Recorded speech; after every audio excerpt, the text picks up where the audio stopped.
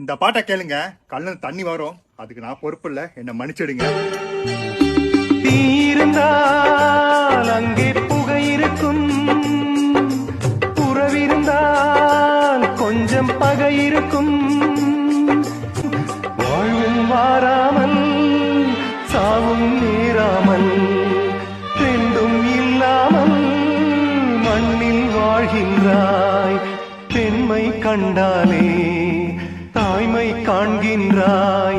பலர் பூஜை கொண்டாடும் பூவாய் வாழ்கின்றாய். அன்புள்ள மகனே, அழுதது போதும், புன்னகை சிந்து, இனி பூக்களின் மாதம். கடவுளும் நீயும் ஒரு தாய் பிள்ளை, இருவரும் தனிமரம் தாய்.